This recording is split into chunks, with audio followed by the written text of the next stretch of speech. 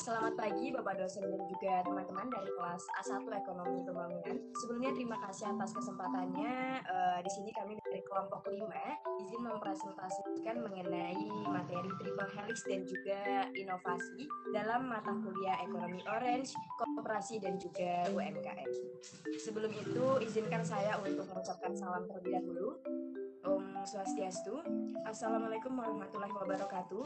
Salam Namo Buddhaya, salam sejahtera, dan salam kebajikan untuk kita semua.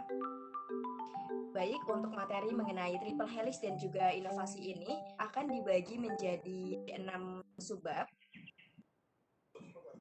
Baik, untuk materi yang pertama yaitu mengenai riset dan pengembangan atau R&D sebagai modal penting dalam inovasi. Yang kedua, definisi triple helix. Yang ketiga, interaksi antara helix dengan triple helix. Yang keempat, definisi pentahelix. Yang kelima, interaksi antara helix dengan pentahelix. Dan yang keenam atau subbab yang terakhir yaitu mengenai contoh model triple helix dalam menghasilkan teknologi dan produksi kreatif pada negara maju. Baik, untuk mempersingkat waktu, langsung saja untuk materi pertama mengenai riset dan pengembangan atau R&D sebagai hal penting dalam inovasi akan dipresentasikan oleh rekan saya, Kade Adiki. Persilahkan. Baik, perkenalkan, nama saya Kade Adi Ruana dengan NIM 8061 akan membawakan materi dengan riset dan pengembangan atau R&D sebagai modal penting dalam inovasi.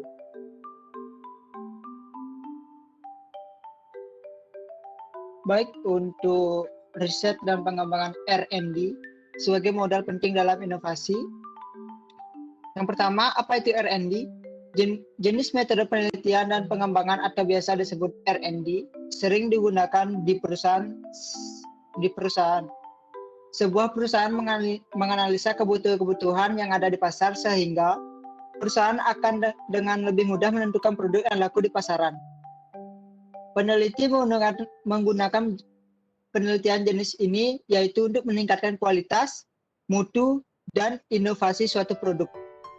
Jenis penelitian R&D tidak hanya digunakan untuk perusahaan untuk meningkatkan kualitas perusahaan melalui inovasi produk. Penelitian R&D juga dapat digunakan di dalam bidang pendidikan. Selanjutnya, R&D menurut para ahli, yaitu yang pertama menurut Sugiono 2013, metode penelitian dan pengembangan adalah metode penelitian yang digunakan untuk menghasilkan produk tertentu dan menguji keefektifan produk tersebut. Yang kedua, menurut Mulyatiningsih 2011, penelitian dan pengembangan development bertujuan untuk menghasilkan produk baru melalui proses pengembangan. Produk yang sudah ada dikembangkan sehingga menjadi produk baru. Selanjutnya, menurut Sil Enrihi 1994 dalam Hanafi 2017 menyatakan bahwa penelitian pengembangan sebagai suatu pengkajian sistematik terhadap pendesainan, pengembangan, dan program evaluasi, proses dan produk pembelajaran yang harus dipenuhi kriteria validitas, kepraktisan, dan efektivitas. Dari pengertian menurut para ahli di atas, dapat dikatakan bahwa penelitian dan pengembangan adalah jenis penelitian yang memiliki tujuan untuk membuat satu produk tertentu, yang mana produk bisa penemuan baru atau produk lama yang dikembangkan sehingga menjadi produk baru. R&D memiliki langkah dalam penelitian ini cukup lama, dikarenakan langkahnya yang cukup panjang. Pentingnya R&D untuk inovasi. R&D harus dipahami sebagai fase pertama yang diperlukan dari setiap proses yang mengarah pada inovasi teknologi. R&D mewujudkan visi panjang suatu perusahaan dan strateginya ketika inovasi lebih banyak beroperasi dalam model ekonomi jangka pendek perusahaan. Pada akhirnya, R&D terdiri dari menginvestasikan uang untuk menemukan produk layanan atau proses inovasi yang akan memungkinkan perusahaan memperoleh sebagian berkat inovasi yang ditemukan. Dalam arti itulah R&D sangat penting jika menginginkan suatu perusahaan menjadi inovatif. Pengalaman dan pengetahuan yang terakumulasi berkat kegiatan R&D meningkatkan inovasi untuk perusahaan manapun.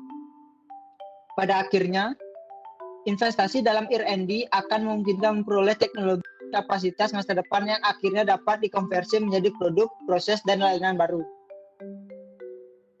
Baik, untuk selanjutnya, karakteristik penelitian dan pengembangan R&D. Menurut Borg and Gall 1989 dalam Hanafi 2017, berpendapat bahwa ada 4 ciri utama dalam penelitian R&D. Di antaranya, yang pertama, mempelajari hasil penelitian yang berkaitan dengan produk yang akan dibuat untuk pengembangan. Yang kedua, mengembangkan produk berdasarkan temuan ini. Yang ketiga, pengujian lapangan dalam pengaturan di mana ia akan digunakan pada akhirnya. Yang keempat, merevisi untuk memperbaiki kekurangan yang ditemukan pada tahap uji lapangan. Yang selanjutnya adalah langkah-langkah penelitian dalam pengembangan R&D. Sugiono 2013 berpendapat bahwa ada 10 langkah-langkah penelitian dan pengembangan, diantaranya yang pertama, potensi dan masalah, yang kedua, mengumpulkan informasi, yang ketiga, desain produk, yang keempat, validasi desain, yang kelima, perbaikan desain, yang keenam, uji coba produk, yang ketujuh, revisi produk, yang kedelapan, uji coba pemakaian, yang kesembilan, revisi produk, dan yang terakhir adalah pembuatan produk massal. Perkenalkan, saya Nikade Anggita Rusyayani dengan NIM 20075110667. Di sini saya akan menjelaskan mengenai definisi dari triple helix.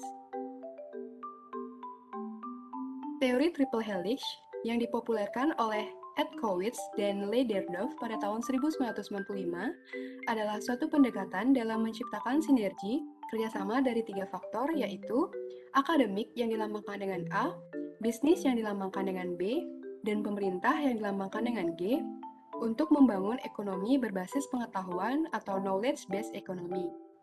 Dari sinergi yang terbangun diharapkan dapat muncul sirkulasi pengetahuan antar aktor yang terlibat untuk melahirkan berbagai inovasi pengetahuan yang memiliki potensi untuk dikapitalisasi atau ditransformasi menjadi produk maupun jasa yang memiliki nilai ekonomis. Maka dapat disimpulkan bahwa ABG atau Academician Business Government atau biasa disebut triple helix merupakan sebuah kebijakan di mana 3 unsur yakni akademisi, bisnis, dan pemerintah saling bersinergi.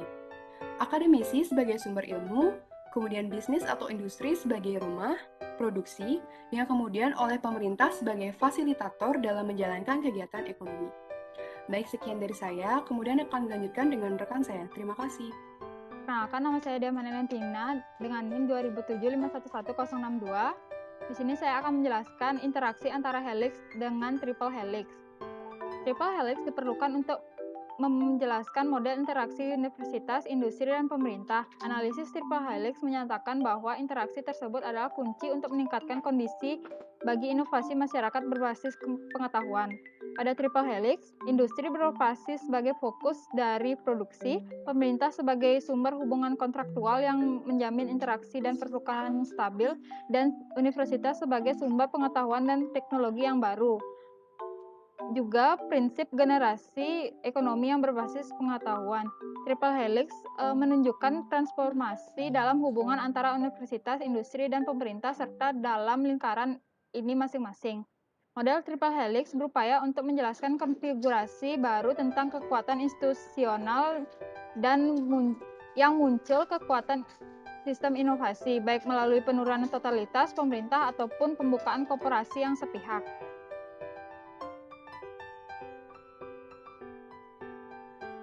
Selanjutnya, definisi pentahelix. Pentahelix adalah moda pembangunan sosial ekonomi yang mendorong ekonomi pengetahuan untuk mengejar inovasi dan kewirausahaan melalui kolaborasi dan kemitraan yang bermanfaat antara akademisi, pemerintah, dan industri LSM serta sektor sipil masyarakat dan wirausaha sosial. Model pentahelix sebagai pengembangan dari model triple helix. Selain 3 sektor tersebut, ada 2 sektor lainnya yang berkontribusi di Indonesia, yaitu komunitas dan media yang dikenal dengan istilah ABCGM atau akademisi, bisnis, community, government, dan media. Jadi model pentahelix adalah perpanjangan dari triple helix dengan melibatkan elemen komunitas untuk berinteraksi secara sinergis untuk mewujudkan inovasi. Dua penambahan peran sektor yang berkontribusi akan berbeda setiap negara. Baik, sekian dari saya, dilanjutkan oleh teman saya. Terima kasih. Baik, terima kasih sebelumnya atas kesempatannya. Perkenalkan, saya Hidayatul Rizka Devi dengan NIM 277511065. Di sini saya akan melanjutkan presentasi sebelum ke tahap interaksi helix dengan pentahelix. Di sini saya ingin memaparkan mengenai munculnya pentahelix dalam peraturan undang-undang. Nah, Menteri Pariwisata Arif Yahya dengan sinergitas GBGAM atau Government Business Community Academy and Media, yang kemudian 5 unsur ini akhirnya dijadikan salah satu model pengembangan pariwisata. Konsep itu dituangkan dalam Peraturan Menteri atau Permen Pariwisata Republik Indonesia nomor 14 tahun 2016 tentang pedoman destinasi pariwisata berkelanjutan. Di sini itu pada bab 1 pendahuluan bagian pengertian umum nomor 7 bahwa dijelaskan ekosistem pariwisata adalah rekayasa kompleksitas fenomena kepariwisataan untuk menciptakan orkestrasi dan memastikan kualitas aktivitas, fasilitas, pelayanan, dan untuk menciptakan pengalaman dan juga nilai manfaat kepariwisataan agar memberikan keuntungan dan juga manfaat pada masyarakat, maka diperlukan pendorong sistem kepariwisataan melalui optimasi peran bisnis, government, community, academy, and media. Baik, selanjutnya yaitu peran interaksi inovasi helix dalam pentahelix. Pentahelix suatu model inovasi yang digunakan dalam rangka untuk meningkatkan atau mengembangkan tingkat perekonomian suatu negara atau daerah yang di dalamnya melibatkan 5 stakeholder, yaitu di sini ada pemerintah, pebisnis atau swasta, media, akademika, dan komunitas. Masing-masing dari 5 stakeholder ini memiliki peran yang berbeda-beda. Untuk yang pertama yaitu peran pemerintah. Pemerintah pada model pentahelix ini berperan sebagai regulator. Pemerintah berperan sebagai regulator sekaligus berperan sebagai kontroler yang memiliki peraturan dan tanggung jawab dalam mengembangkan objek. Yang kedua yaitu peran pebisnis. Bisnis di sini pada model pentahelix ini berperan sebagai enabler. Bisnis merupakan entitas yang melakukan proses bisnis dalam menciptakan nilai tambah dan mempertahankan pertumbuhan yang berkelanjutan. Yang ketiga yaitu peran media. Peran media di sini, media pada model pentahelix ini berperan sebagai expander. Dalam hal ini, media berperan dalam mendukung publikasi, dalam promosi, dan membuat brand image dalam program pengembangan kerjasama tersebut. Untuk yang keempat, yaitu peran akademisi. Akademisi pada model pentahelix ini berperan sebagai konseptor. Di sini yang dimaksud dengan konseptor yaitu seperti melakukan standarisasi proses pada kegiatan yang dilakukan, serta sertifikasi dan keterampilan sumber daya manusia. Dan untuk yang kelima yaitu peran komunitas. Komunitas pada model pentahelix ini berperan sebagai akselerator. Komunitas pada model pentahelix ini berperan sebagai akselerator. Dalam hal ini, komunitas merupakan orang-orang yang memiliki minat yang sama dan relevan dengan bisnis yang berkembang. Jadi komunitas juga bisa bertindak sebagai perantara atau menjadi penghubung antar pemangku kepentingan untuk membantu proses pengembangan sektor tersebut. Jadi sekian yang dapat saya presentasikan, selanjutnya akan dipaparkan oleh rekan saya. Baik, terima kasih atas kesempatannya. Saya Nyoman Murabagus Wiranatagiri dengan NIM 20075112331 akan melanjutkan presentasi ini. Contoh model triple helix dalam menghasilkan teknologi dan produk kreatif pada negara maju. Silicon Valley yang terletak di California, Amerika Serikat merupakan contoh nyata triple helix sebab terdapat hubungan nyata yang berfokus pada hubungan pemerintah dengan universitas, pemerintah dengan industri, dan universitas dengan industri. Sehingga inovasi, teknologi, dan pengetahuan saling berhubung. Jaringan global di Silicon Valley yang mencakup perusahaan multinasional, di mana keterlibatan pemerintah daerah dan nasional, dan hubungan dengan universitas sumber-sumber teknologi maju dapat dirinci sebagai berikut. Helix pertama, di mana hubungan antara pemerintah dengan industri terlihat pada hasil dari strategi perkembangan Universitas Stanford sebagai entrepreneurial university yang berhubungan dengan industri dan pemerintah. Helix kedua, pada hubungan universitas dengan industri, diwujudkan oleh mitra Universitas AS yang menjamin pengiriman profesional ke pasar tenaga kerja dan program penelitian koperasi ke industri dan perusahaan, sehingga meningkatkan pengembangan R&D pada kawasan dengan efek positif pada industri.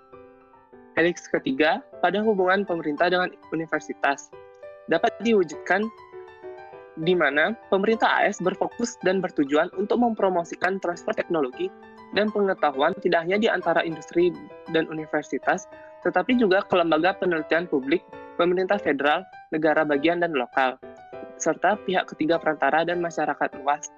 Pemerintah Amerika Serikat sendiri menginvestasikan setidaknya 2,79% dari PDB dalam sains dan teknologi. 100 juta dolar AS sendiri diantaranya diinvestasikan pada penelitian di universitas dan laboratorium nasional.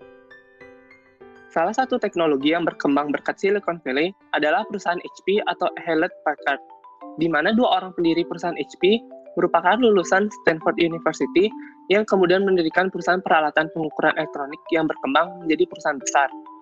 Pada perkembangannya, berdiri perusahaan-perusahaan besar, antara lain Intel yang bergerak dalam bidang semikonduktor, Yahoo dan Google yang bergerak dalam mesin pencari jaringan internet. Adapun produk kreatif yang lahir di Silicon Valley adalah robot bernama K5. Robot K5 yang dikembangkan oleh Knightscope adalah robot patroli yang mengawasi beberapa kampus, mall, dan pusat data di wilayah Silicon Valley. Robot ini dilengkapi dengan kamera 360 derajat, sensor, dan laser untuk memperhatikan wilayah di sekitarnya. Selain itu, teknologinya memungkinkan mengenali beragam suara, seperti klakson mobil, kaca pecah, teriakan manusia, termasuk memindai plat nomor kendaraan. Sehingga ketika mendeteksi adanya tindak kriminal, robot ini akan segera memberi peringatan pada pihak berwenang. Sekian penjelasan dari kelompok kami mengenai materi triple helix dan inovasi. Mohon maaf jika kami ada kesalahan dan kendala. Saya mewakili seluruh anggota kelompok 5 mengucapkan terima kasih karena telah menyaksikan video dari kami. Saya tutup dengan Parama Santi. Om Santi Santi Santi Om. Wassalamualaikum warahmatullahi wabarakatuh. Salam sejahtera dan salam kebajikan untuk kita semua. Terima kasih.